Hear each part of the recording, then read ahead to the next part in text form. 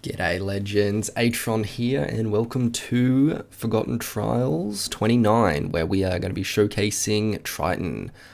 We've got him brought up on the screen here for the specific purpose of pointing out his skills so you understand why he's so important. Well, why he deemed to be so important after I finished a run with him.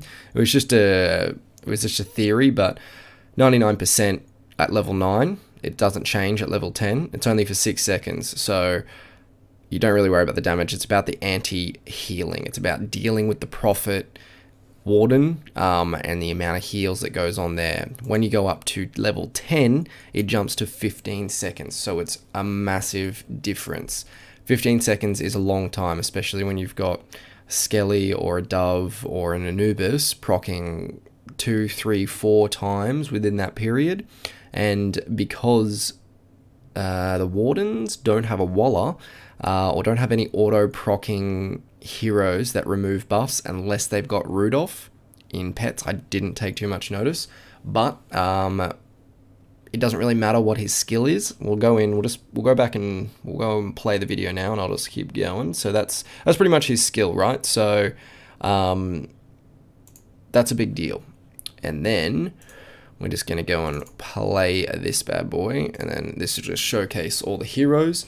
I have a little bit of anti-healing, and all the talents are fairly... I didn't use a War God Anubis. I used a Stone Skin one, but that comes up later. So the team is here that I was using. So I didn't use Serena either. I used only Tree. And you can see some of these talents, like I've been playing around a lot on 29, like a lot. It was probably 15 to 20 hours solid, just trial and error. So that was the build I went with at the end for Triton. Now, 5 Vite is probably my only recommendation when you're trying to get this anti-heal activated. Other than that, you could use Revive, probably would be good. It doesn't matter what talent he's going to have. Alright, so we'll pause this here because what I want to explain to everyone, we'll go back. So I wait, where are we? So I wait till the timer is at like 16 seconds right before Gunslinger is about to proc her 4th copter. And then I drop Atlantic, as you can see once I play this again. I drop Atlantic and he's in that very corner. Now, can you see my cursor? You can see my cursor. So I ended up dropping him pretty much just here, and that worked out really well. You can kind of aim for the corner and he can go in. I don't think I did it on my run, but the best runs that I do, they take care of the Siren, the Gunslingers up here, the CK here, and then the Empower CK up here. Now, I think I was just lucky with the Triton not healing anyone, and I got a couple of PD stacks, but ideally, if you can get rid of the Empower Candy Cane up here, and the other Candy Cane down here, that's 1, 2, the Gunslingers have to go regardless, so, but, you can get rid of the 2 Gunslingers plus 2 additional auto-procking heroes. So that's a big thing, and I trialed a lot of times, but this was the best point of going in, just before Gunslinger goes her 4th copter. Now, I've obviously waited the first 15 seconds because I was doing this over and over again, but we'll just hit play, and so we wait for Gunslinger almost to proc, and if I'd waited an extra second or half second, I probably would have done a little bit more damage to those Empower CKs because I'd done it a bunch of times. So make sure you draw out the what are we called? HQ at the top, and you just stack. So you can see down the bottom that Warden did proc. It would have healed that Candy Cane for full health, but didn't because I'm gonna say that she was under. I think the dagger on top of their heads is actually the Triton. So the reason it was so powerful is they're still sitting there. Once all the heroes are going down, Dovekeeper is able to snipe all those heroes, and then Anubis was just lucky enough in my run, and I was extremely lucky that he was getting a few PD stacks. I don't know why I didn't die from the Mech Tessa up top. I'll go back and I'll show you what I mean. Mech Tessa gave me so much troubles.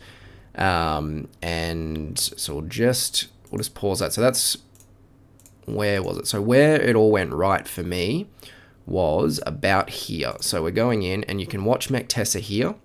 She's coming up, and everyone else is kind of just getting plucked away by Dove. You know, happy days. Mectessa is still not getting healed, so as soon as she's going in, you know, normally she would wipe my team.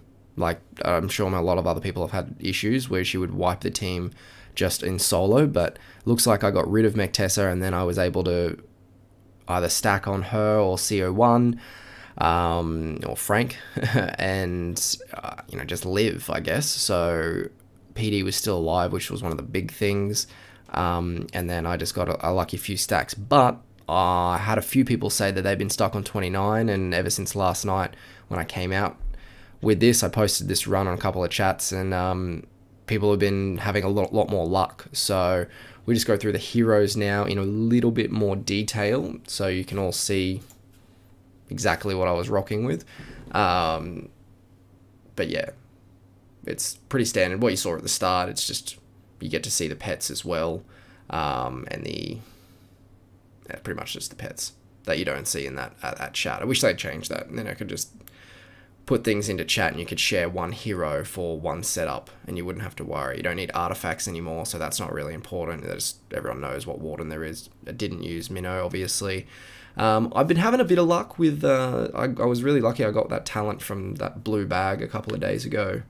Put it on Ares, because everyone's using Stone Skin, and I liked the idea of the extra range with him. So, obviously, Dovekeeper is fairly maxed. Yeah, skill 10 and 5 Vita is probably my recommendation, like, as an entry point. And he's only 160, he's not huge, so, you know, it's not really a big deal. So, that was the team, exactly the team that went in, for everyone's view, and that's pretty much it. So, hopefully we can get a few more